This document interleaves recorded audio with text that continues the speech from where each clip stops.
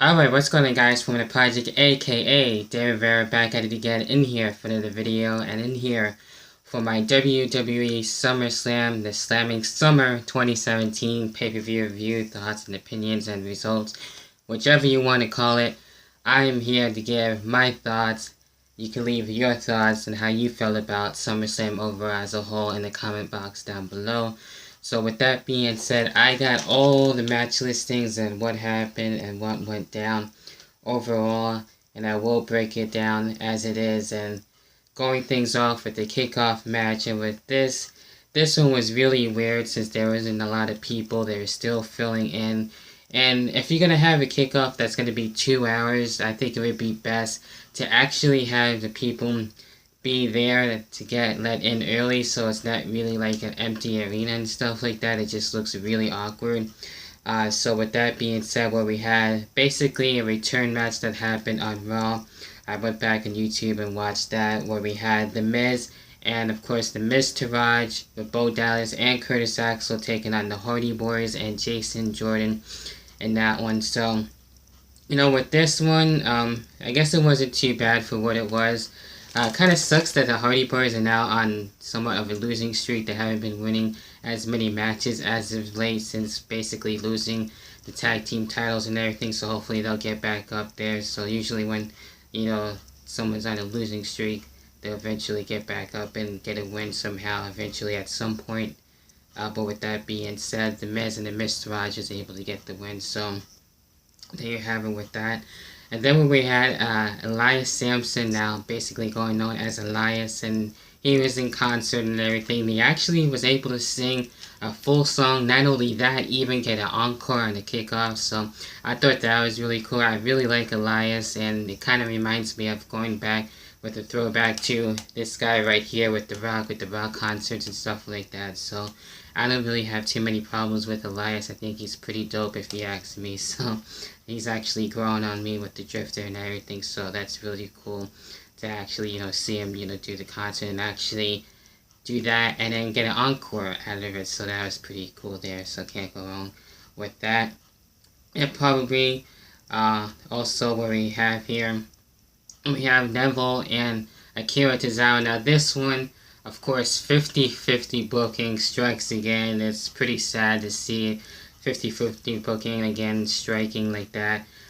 Where we have Neville and Akira Tozawa, basically the rematch from Raw, where Akira Tozawa was able to get the win, and then now at SummerSlam in the kickoff, yes, Evil Neville, Mr. Evil himself, yes, he was able to get the win and recapture the Cruiserweight Championship. So I don't know what's going to happen from here. That's one of the things I hate about 50-50 booking sometimes.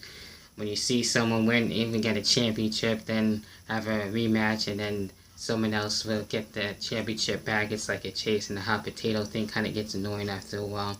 That's something I don't really care for if you ask me, which just gets really annoying and kind of repetitive, if you will. So that's one of the things I didn't really care for about SummerSlam and the kickoff in itself. But probably one of the better matches on the kickoff, where we had the Usos and the New Day. And with this one was actually really exciting, and one of the rare matches that you see that would be actually really good and actually worth it on the kickoff. So in this one, we actually had the Usos. The Usos were able to get the tag team championships back and everything. So that was kind of a shock. I was expecting the New Day to actually keep the titles, but with that being said, the Usos get the championships back. So I don't know what more they can do with this feud and everything. So maybe we'll have a new feud going for the Usos and stuff, and see where New Day is going to go from here. So it's kind of up in the air to see what else is going to be happening when it comes to that. So that was the kickoff, the pre-show, if you will, on that. And then we get it to the main card, where we had John Cena and Baron Corbin. And this one actually wasn't too bad, if you ask me. It was pretty good. It was something different. And when we had these two going at it and everything, so of course Baron Corbin didn't have his briefcase since he cashed in and failed failed successfully, if you will. I guess if you want to put it that way, a successful fail. But with that being said, yeah, he didn't get to cash in the right way that he wanted to and everything, so we didn't have to worry about any cash-ins and everything like that.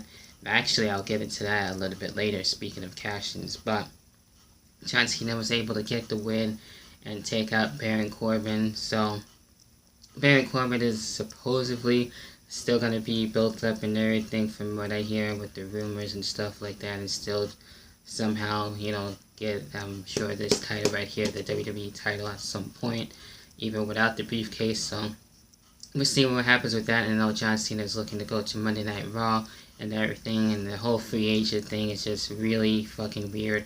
I don't really get it. When he's supposed to be on SmackDown, but now he's going to be wrestling on Raw. So I don't know, at some point you think he would actually sign a contract to either one of the shows, and he'll actually be exclusively to either Raw or SmackDown Live. But hey, it's WWE, and not all of it makes sense lately, so there you go. Then we have the SmackDown Live Women's Championship. Notice that SmackDown Live is starting things off for SummerSlam, so that's pretty cool. Where we had Natalya and Naomi, and I was expecting a cash-in by Carmella, but we didn't get to see that. We saw she was on the kickoff and everything. She was showing off the briefcase and stuff like that. So at some point I was expecting a cash-in, but no. We had Natalya win. She got the SmackDown Live Women's Championship the first time since around 2010 or so, so that's really well worth it. She deserves it, and that's really cool. And I was expecting at some point in the end for Carmella to cash in on Natalya and get the championship as well, but that didn't happen. So it looks like they're really going to save it, and hopefully we don't have a failure cash in. We'll have Carmella actually cash in successfully and actually win the title and keep it. So we'll see whenever that's going to happen. Maybe she's going to wait a long time. Maybe she'll wait until WrestleMania, for WrestleMania 34 perhaps. You never know. Then we get into Big Cass and Big Show. I didn't really care for this. Nothing really too special. I didn't really care for the stipulation to begin with. It's not one of my favorite ones, to be all honest. And Big Show was defeated by Big Cass. I'll say that the only cool thing about this really was Enzo escaping the short cage and everything. So that was really about it. But in the end, Big Cass was able to get the win. So this match was a little bit too long, and I didn't really care for the stipulation. So, or the match really, for that matter. So at least it was over with by the time Big Cass was able to get the win. But hey, it is what it is. Then we get into Randy Orton and Rusev in a matter of seconds. If you missed it, then that was it. Basically an RKO out of nowhere. That was weird. I wasn't expecting that at all. Kind of surprising how fast that match really was when you had all the time in the world. But hey, I don't know what happened with that, but hey, Randy Orton gets the win over Rusev apparently, so there you go. Then we get into the Raw Women's Championship match between Sasha Banks and as well Alexa Bliss, and this one wasn't too bad. I don't know, I guess I kind of like the SmackDown Live Women's Championship a little bit more, but hey, I kind of both like them equally. But with that being said, I've been more into the women as of late, so I've been enjoying this stuff. So we got Sasha Banks actually getting back the Raw Women's Championship. So you kind of see a pattern that most of the championships somewhat in the way were able to change hands. So Sasha Banks is a new Raw Women's Champion. So we'll see. I'm sure there's probably going to be a match going for those two again at No Mercy, since No Mercy is going to be a Raw pay-per-view now. So there is that. And then we get into the Raw Tag Team Championship match between The Shield, if you will, and The Bar. And this one, probably one of my favorite matches of the night, definitely for sure.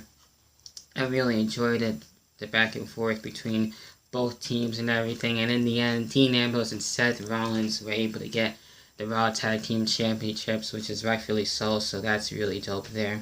Can't go wrong with that, really, so I thought that was fine. Then we get into Jinder Mahal and Shinsuke Nakamura. This could have been a little bit better, but I was hoping for Shinsuke Nakamura to actually get the win, get this title right here. But in the end, Jinder Mahal was able to, of course, retain the championship.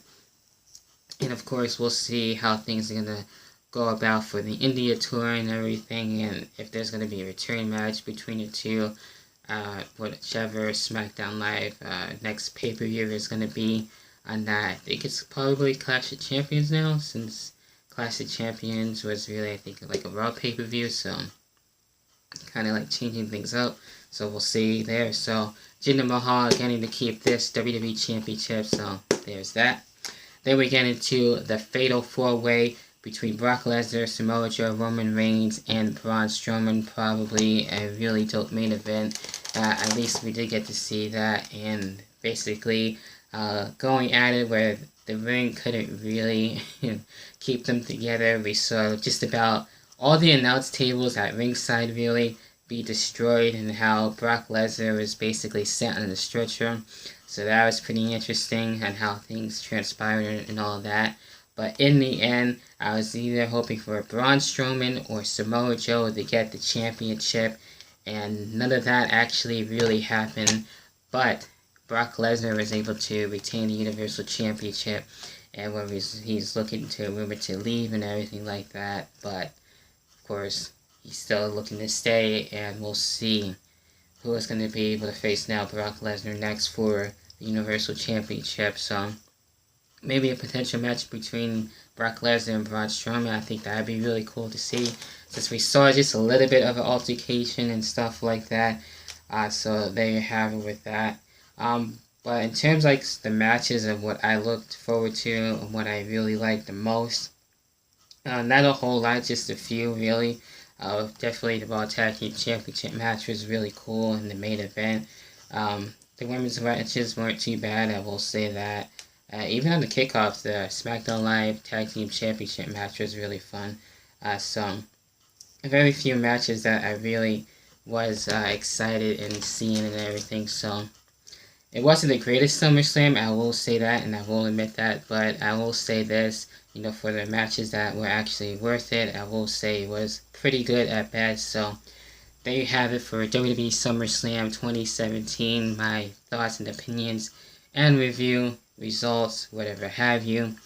And we'll see if I'll make it to SummerSlam next year for the final SummerSlam and NXT TakeOver that's supposed to be in Brooklyn. I'll try and save up for it, and then yours truly might be there. So I think that would be pretty cool, seeing all my friends and everything doing some pretty cool stuff and videos and whatnot.